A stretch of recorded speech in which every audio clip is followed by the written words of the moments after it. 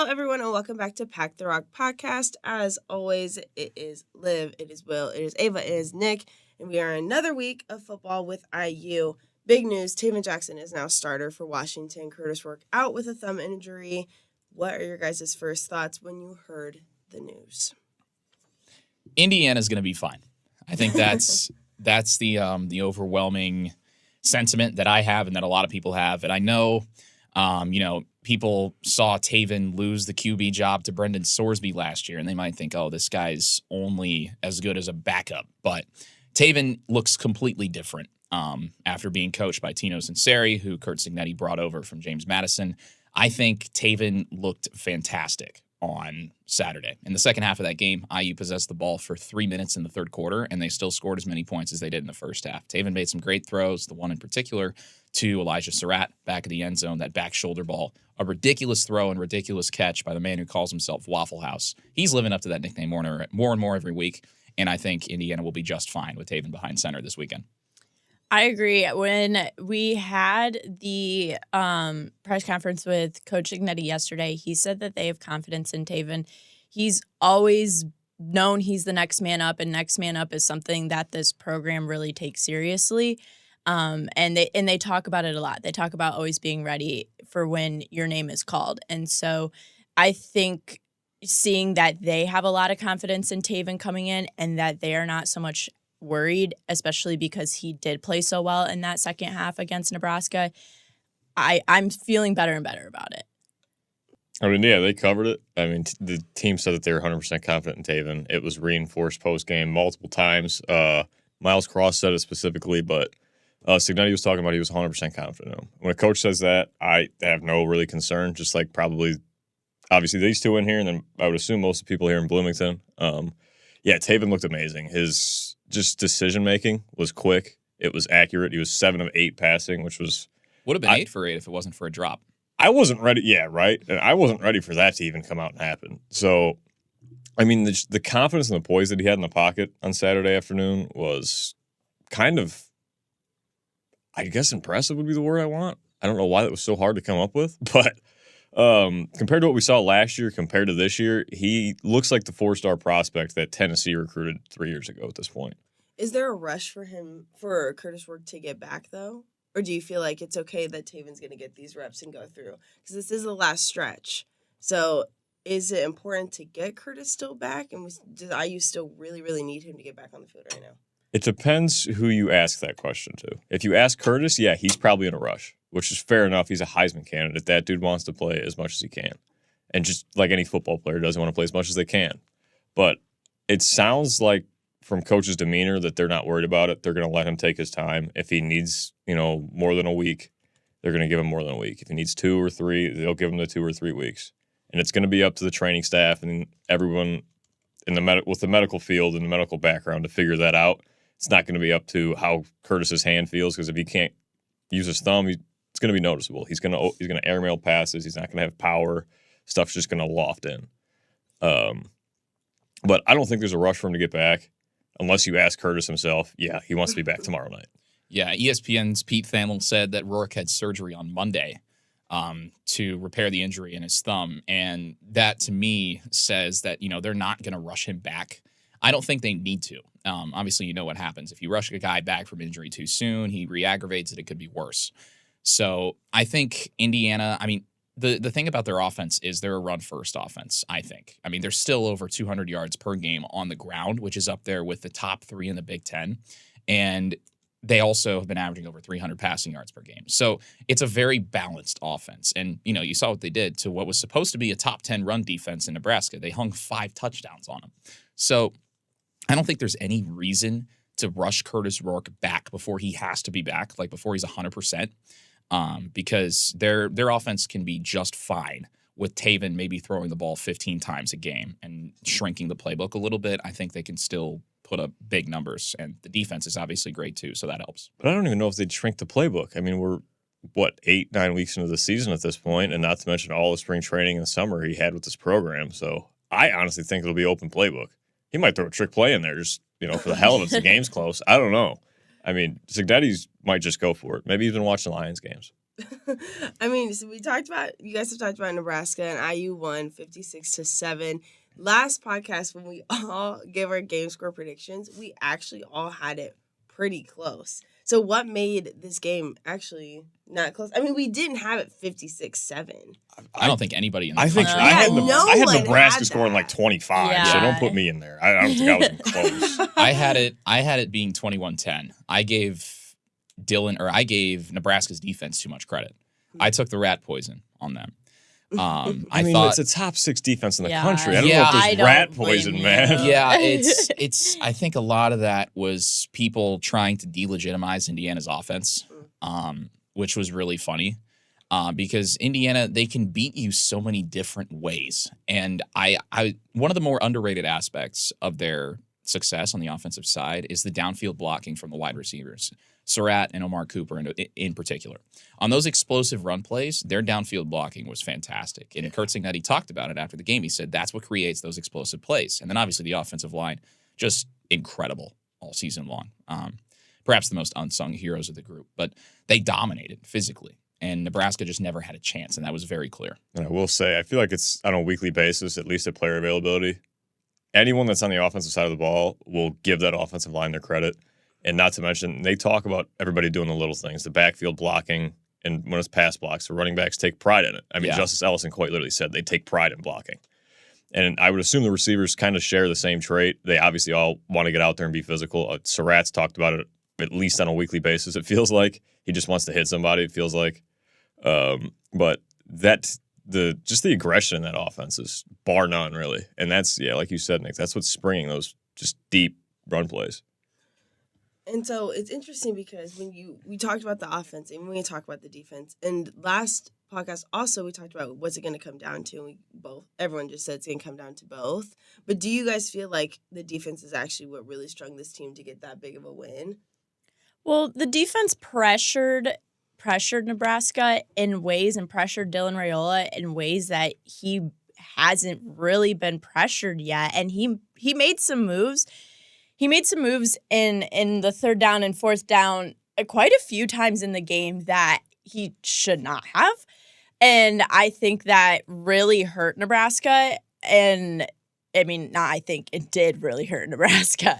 And I think it came from that pressure that the defense gave him. And we've seen them do that to a lot of teams this season. And it really helped them with Nebraska. I think the defense by far is what won them the game because 5 turnovers, 28 points off those turnovers.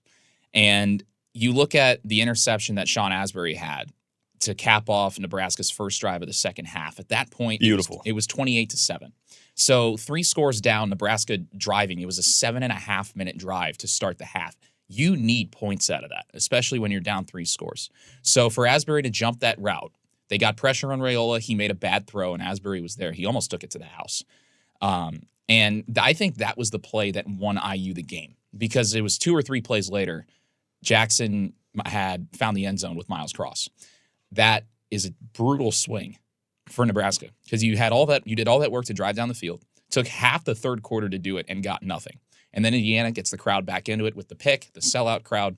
They're behind them the entire way. Jackson and Indiana turned that into 7 points, and I think that was the difference in the game. So the defense was fantastic against their biggest test so far, and the crowd, I think, had a huge, huge role in that because they said it. They feed off the crowd, and it was loud. Nick, that was the biggest crowd in how long, Mr. Crowd Stats Man? It was the biggest crowd since 1973, I believe, and that was when Memorial Stadium had more capacity than it has right now. This is the biggest crowd ever in Memorial Stadium's current configuration, and we should tie that record 3 more times. 3 more times between now and the end of the season because every other game is sold out.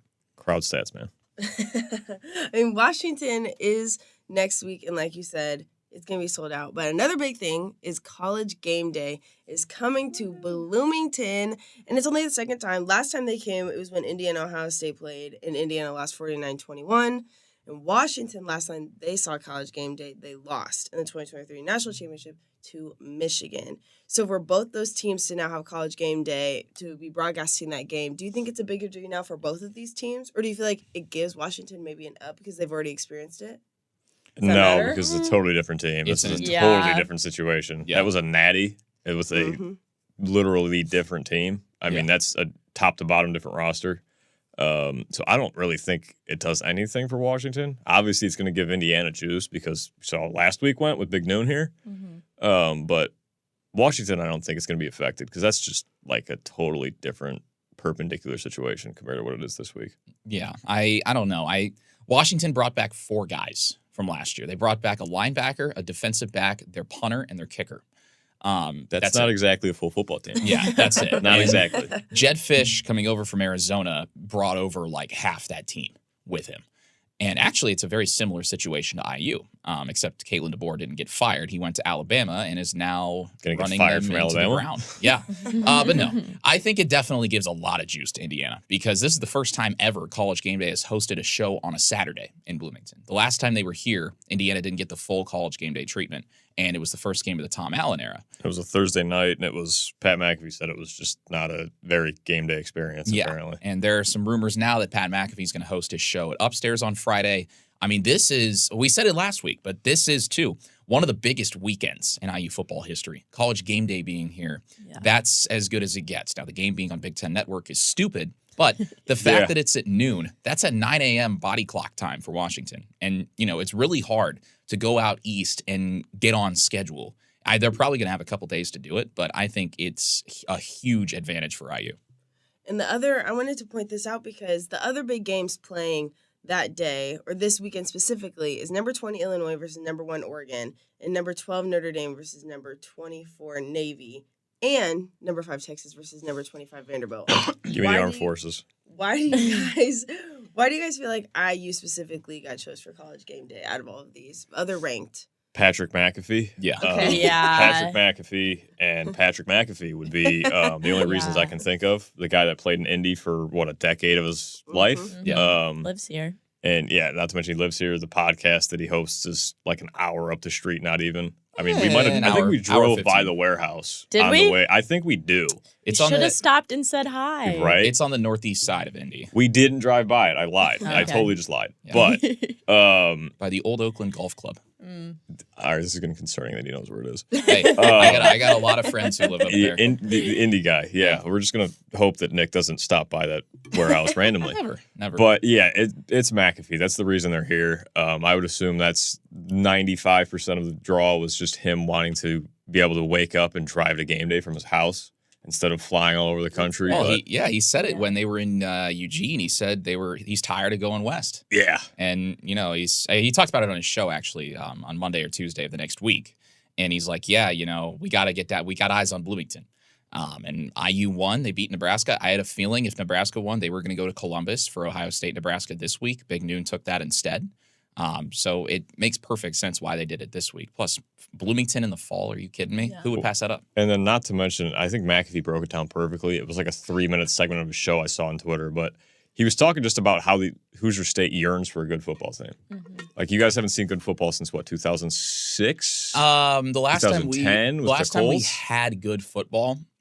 Do you remember it? Were you old Yeah, enough? I was alive. I wasn't saying alive. It was either 2009 when we lost the Super Bowl to the Saints, Indiana Hoosier Tracy Porter, game-winning pick 6, by the way, or would be 2018, right before Andrew Luck retired, because they played in a playoff game. They And played in a playoff game. They lost to Kansas City. So you've given me And- 2 seasons in the last how long? Yeah. In the last 2 decades. So yeah. And this team's they just sold out every single home game for the season once just the whole town realized this team's good at football. So, and I realize this is the basketball state, but they love football as much as Illinois or Texas really does. It's Yeah, just sports in general in the state run the state. And it's not even there's not even competition. Yeah, and there's the joke about IU basketball fans being Notre Dame football fans. So now that Not anymore. now that IU is good, all the Notre Dame fans have to pick. I think that is one of the dumbest things in like sports discourse. It's so stupid.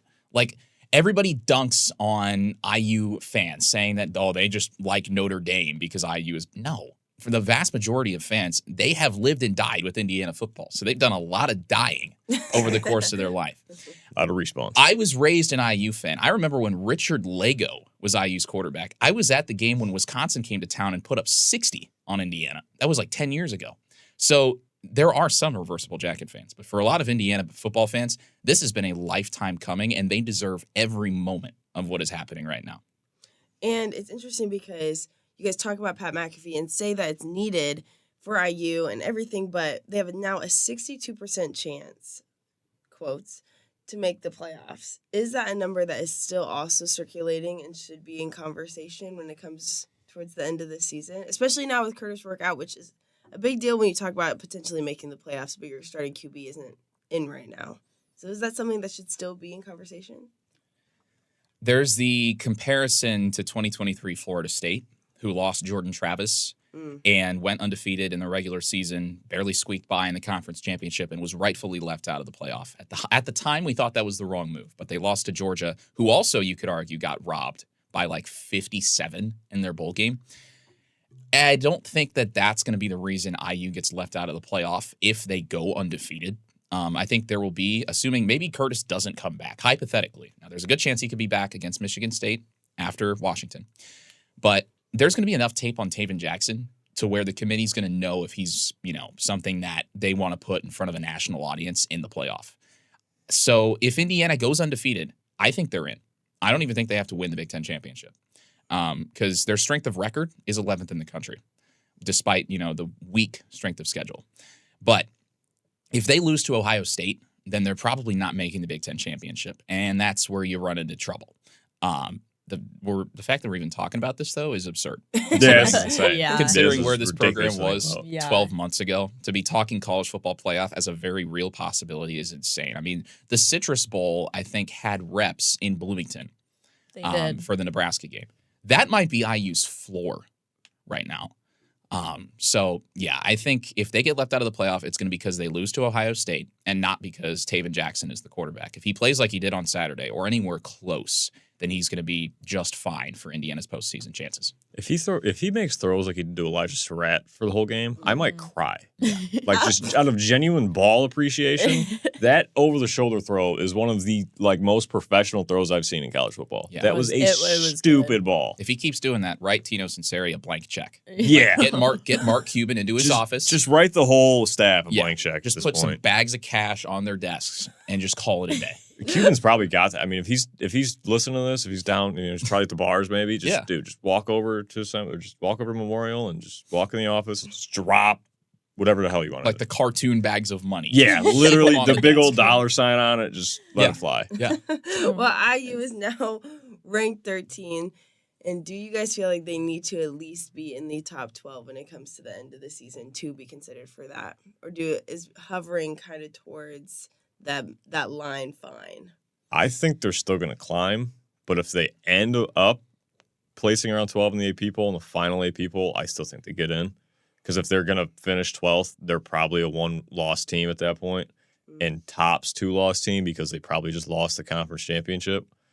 But I think if they hover just around that top 12 spot which could honestly be their floor, like Nick just said, that might be the worst that they are on the season.